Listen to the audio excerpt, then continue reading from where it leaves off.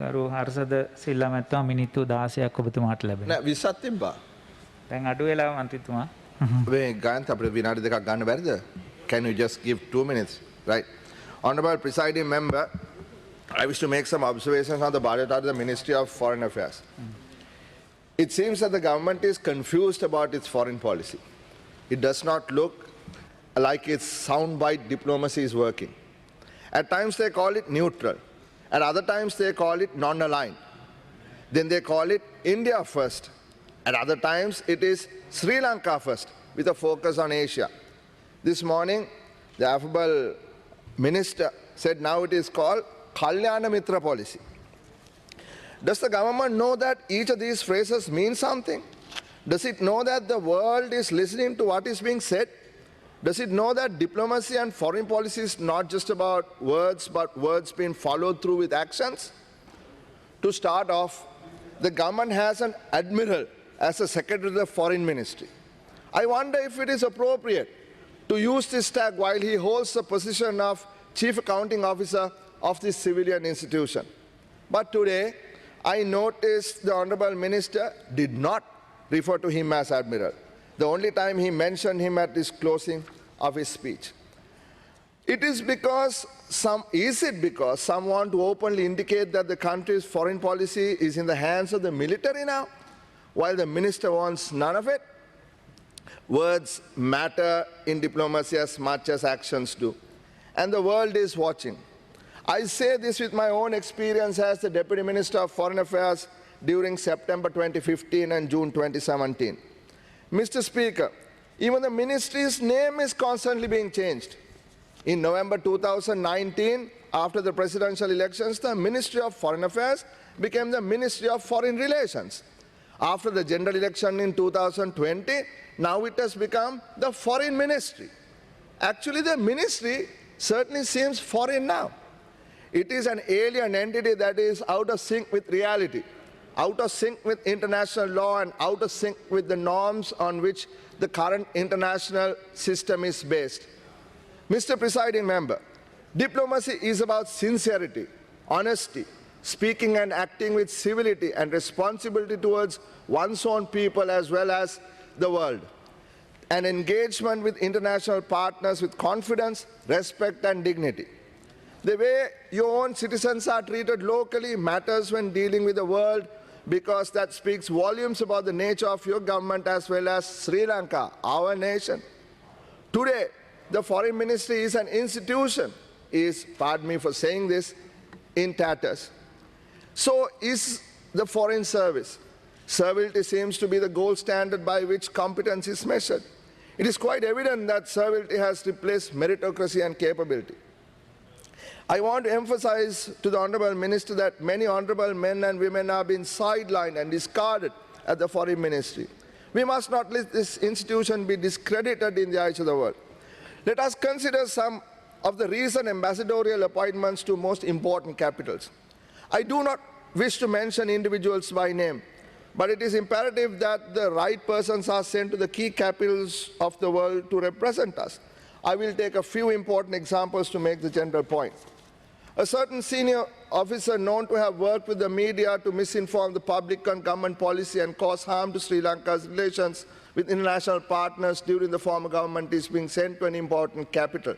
His services for the SLPP at the election certainly help you win, but what is the message that is sent by such action to other civil servants and younger foreign service officers? I want to mention the name of Mr. A.L.A. Aziz, one of the finest and experienced professionals in the foreign service, who was Sri Lanka's permanent rep to the UN in Geneva. He was suddenly recalled. Now you are sending a complete outsider there. Will he be able to win the confidence of the UN Human Rights Caucus for the plan proposed by your government? Let me quote the Honourable Minister from his speech this morning. He said, the proposal is to, I quote, justifiably seek closure of matters related to Resolution 30/1 when it comes up for review in March 2021. He said he promised in February 2020 in Geneva to, quote, appoint a commission of inquiry headed by a justice of the Supreme Court to review the reports of previous Sri Lankan COIs which investigated alleged violations of human rights and international humanitarian law, to assess the status of implementation of their recommendations and to propose deliverable measures to implement them, keeping in line with the new government's policy, unquote. I wonder what progress has been made. Has the COI been established? He didn't mention. However, State Minister Honorable Tharaka Balasuriya, in reply to Honorable Sumanthiran, said the government will keep to its commitment. A person who worked for an investment group of a particular country and peddled fabrications on its pay to mislead the public about another country's grant assistance to Sri Lanka is being sent as Sri Lanka's ambassador to the country for which he worked for. Think about the messaging here. Should you actually do that? A person who openly insulted a particular friendly nation has been sent as High Commissioner to that same country. I'm making an exception and taking the liberty to mention the name of my classmate, Mr. Asoka Morogada, whom I have known for 50 years. Yes, I agree he possesses the diplomatic skills and the correct temperament to represent Sri Lanka. But it is shocking to see a government that says that it adopts an India first policy, keep the High Commissioner post in India vacant for almost a year. It is equally surprising to see the High Commissioner designate, even after receiving confirmation of his appointment to India, still associates himself with his Pathfinder Foundation and tweets with great delight about the signing of an MOU with his Pathfinder and a controversial Chinese company, Huawei, to collaborate in so-called, I quote, cutting-edge ICT technologies in all spheres in Sri Lanka, end quote. I will reserve further comment on this most unusual diplomatic situation. Is this the way the government foreign policy SARS treat our neighboring countries? It looks more like a game of pitting one against the other. Mr. Speaker, let's look at the government's economic diplomacy drive.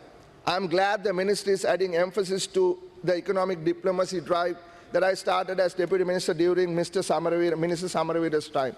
I'm encouraged by the fact that the very able State Minister Tharaka Balasuriya has been entrusted with the task of, I quote from the performance report on our table, expanding existing trading, investment and labour markets while looking for new opportunities with Asian and African countries to cultivate economic ties to diversify export baskets.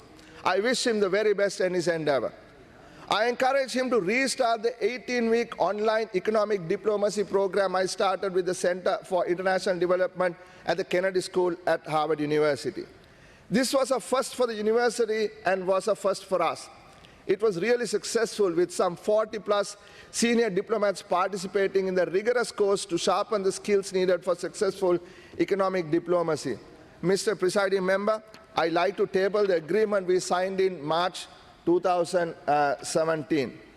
But I wish to make an important note that economic diplomacy efforts shouldn't be restricted just to Asia and Africa, as mentioned. The State Minister is capable.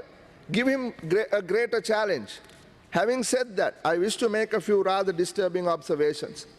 Economic diplomacy, in contrast to what is being very strongly defined as distinct from something that is called political diplomacy at the Foreign Ministry, is not mutually exclusive. This is incorrect. The political and economic spheres are intertwined. Why am I making this blunder? I hope the government and the officials at the ministry realize this soon. If not, the entire exercise will fail.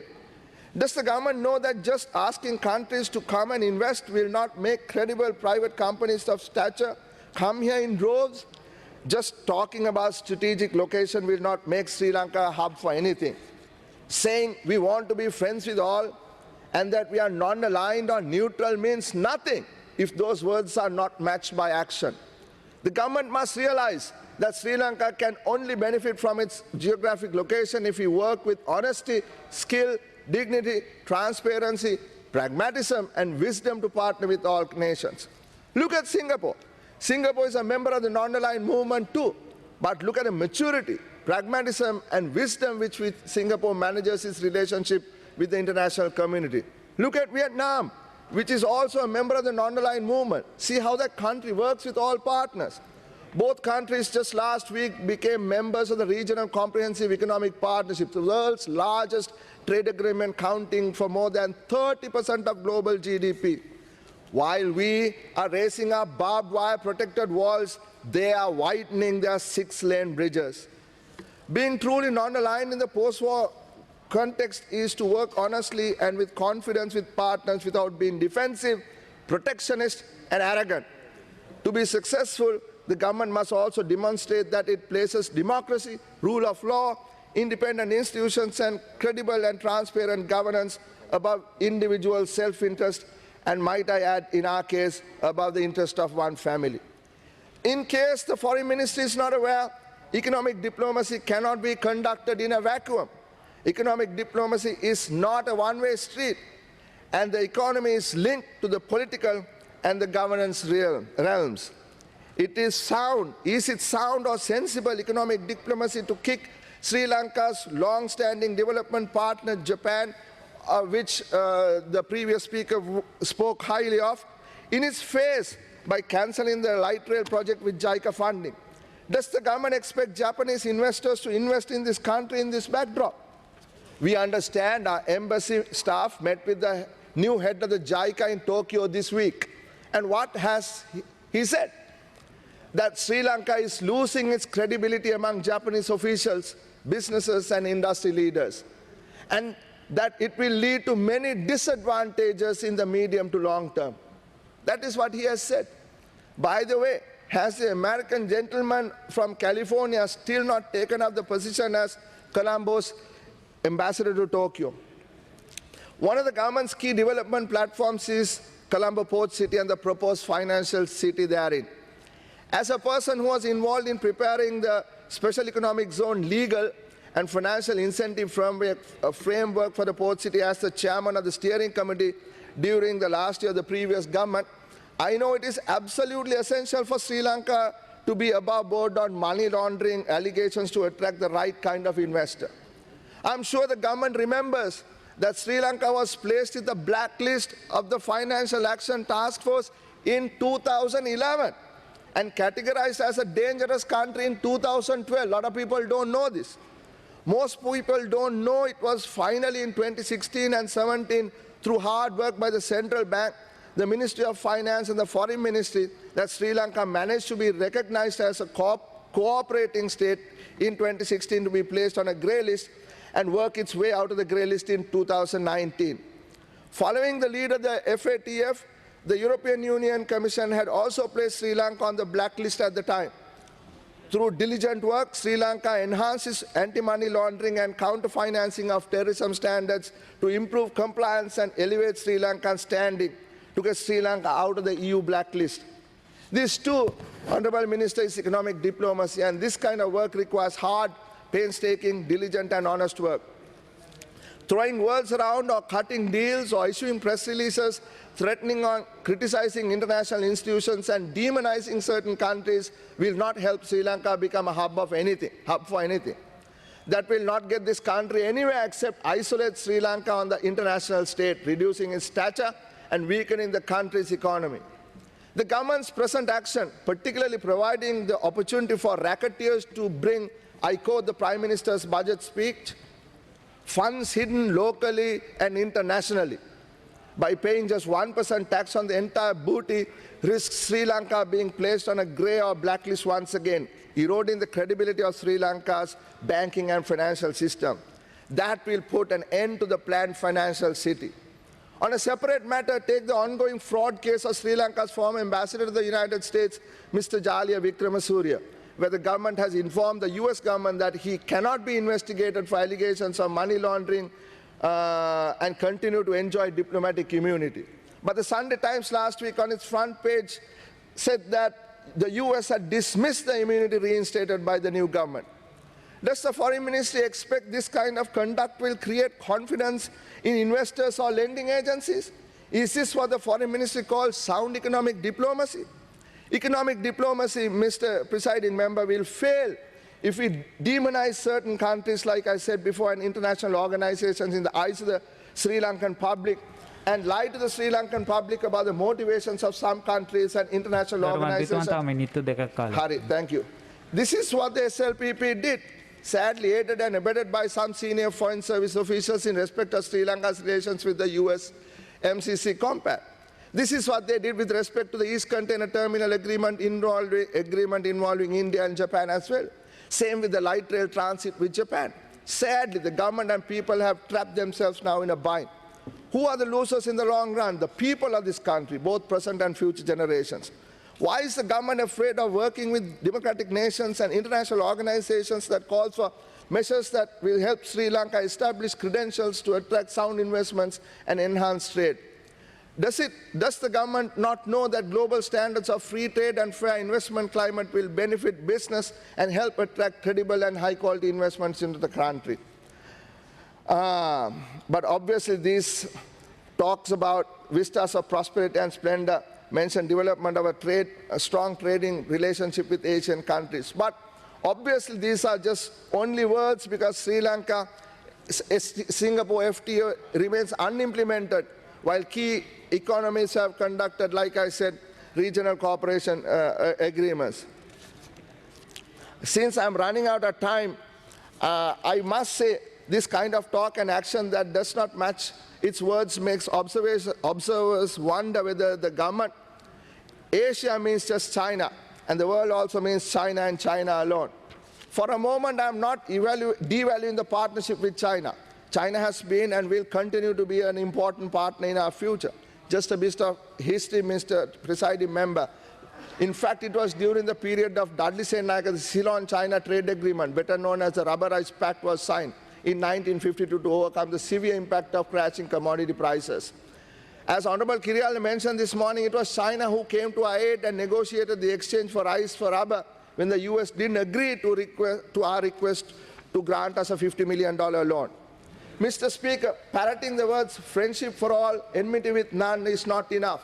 Saying that we are following Kalyana Mitra policy is not enough. Actions must prove it. We must engage with the world. We must leverage on our comparative advantages. Trade is good, not evil.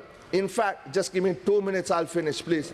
In fact, our success depends on how best we utilize our hugely important geographic location.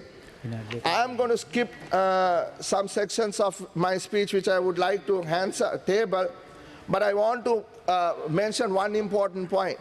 1 more minute. 1 more minute. If anyone in the foreign ministry or government care to read the resolution carefully, what we spoke about earlier this morning, they would have understood that what the government committed to do in October 2015 was exactly that, to set up a domestic mechanism, right? And the minister spoke about what he was planning to do. And I hope that he will continue to do what he proposed here and what he has promised to the international community and not take us back to the pre-2015 era.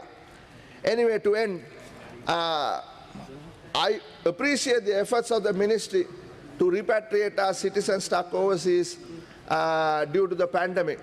But I urge you to pay special attention to the tens of thousands of poor laborers stranded in the Middle East. I thank you. I wish the Honorable Minister and the State Minister well. As a responsible opposition, we remain ready to help. Thank you very much.